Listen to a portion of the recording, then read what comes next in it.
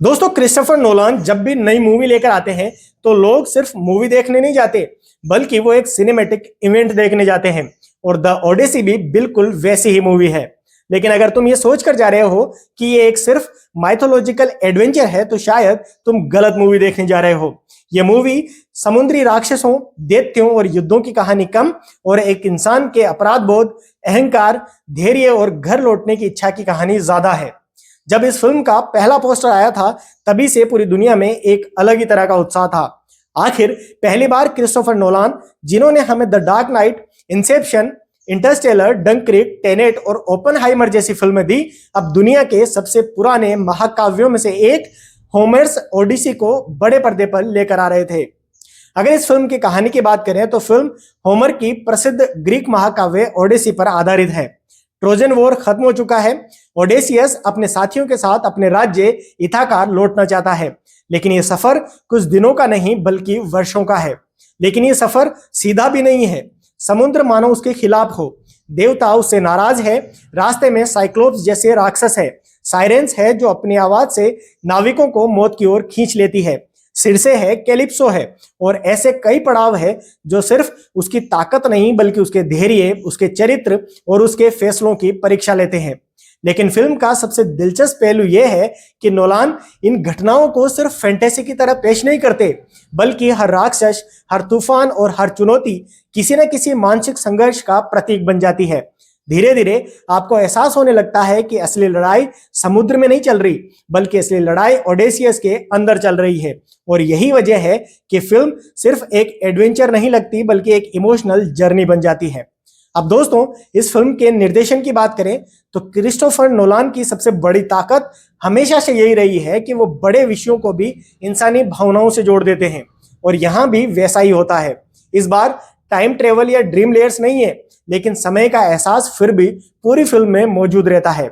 कुछ जगह non linear story line देखने को मिलती है, लेकिन ये टेनेट जैसी उलझाने वाली नहीं है। फिल्म धीरे धीरे अपने भावनात्मक शिखर तक पहुंचती है। अब अगर इस फिल्म की एक्टिंग की बात करें तो मैट डेमन ने ओडेसियस के किरदार में शानदार काम किया है। वो सिर्फ एक योद्धा नहीं लगते बल्कि एक ऐसा इंसान लगते हैं जिसने युद्ध जीतकर भी बहुत कुछ खो दिया है। एने हाथवे अपने सीमित लेकिन प्रभावशाली दृश्यों में भावनात्मक गहराई लाती है। टॉम हॉलैंड, रॉबर्ट पैटिंसन और बाकी कलाकार भी अच्छा योगदान देते हैं। हालांकि कहानी का केंद्र ओडेसियस ही रहता है। शुरुआती प्रतिक्रियाओं में डेमन के अभिनय को सबने बहुत सराहा है। अब अगर इस फिल्म के तकनीकी पक्ष की बात करें तो अगर किसी एक चीज के लिए यह फिल्म थिएटर में देखनी चाहिए तो वो है इसका आईमैक्स अनुभव। विशाल समुद्र, युद्ध, साइक्लोप्स, तूफान, हर फ्रेम ऐसा लगता है जैसे किसी पेंटिंग को जीवित कर दिया गया हो। कई आलोचकों ने इसे नोलान की अब तक की सबसे भव्य विजुअल वाली मूवी बताया है। अब अगर इसके म्यूजिक की बात करें तो लुडविग गोरेंसन का बैकग्राउंड स्कोर फिल्म की आत्मा है। जहां संवाद कम पड़ते हैं वहां संगीत कहानी कहता है। अब अगर इस फिल्म की कमजोरियों की बात करें तो बात उन चीजों की करेंगे जो आप लोगों को थोड़ी पसंद नहीं आएगी। फिल्म लगभग 3 घंटे लंबी है और कुछ हिस्सों में इसकी गति काफी धीमी हो जाती है।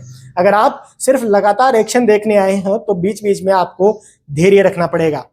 कुछ सहायक किरदारों को और समय मिल सकता था और नोलान की फिल्में की तरह यहाँ भी कुछ संवाद पहली बार में साफ सुनाई नहीं देते हैं। अब अगर फाइनल वर्डिक्ट की बात करें तो द ओडेसी ऐसी फिल्म नहीं है जिसे देखकर आप बाहर निकलते ही भूल जाएंगे, बल्कि ये आपके साथ घर तक आती है और शायद अगले कई दिनों तक आपके दिमाग में चलती रहती है। यह सिर्फ एंशिएंट ग्रीस की कहानी नहीं है बल्कि हर उस इंसान की कहानी है जिसने जिंदगी में कभी न कभी कुछ न कुछ खोया है, गलत फैसले लिए हैं और फिर उन्हें सुधारने की कोशिश की है। अगर आपको ऐसी फिल्में पसंद है जो सिर्फ मनोरंजन नहीं करती बल्कि सोचने पर मजबूर करती है तो द ओडेसी आपके लिए ही बनी है। लेकिन अगर आप सिर्फ तेज रफ्तार वाली एक्शन और पॉपकॉर्न एंटरटेनमेंट चाहते हैं तो हो सकता है ये फिल्म आपको थोड़ी धीमी लगे। मेरी इस मूवी को रेटिंग है 4.8 स्टार आउट ऑफ 5। दोस्तों, मिलते हैं नेक्स्ट वीडियो में। इस वीडियो में बस इतना ही। वीडियो को लाइक करना, शेयर करना और चैनल को सब्सक्राइब जरूर करना।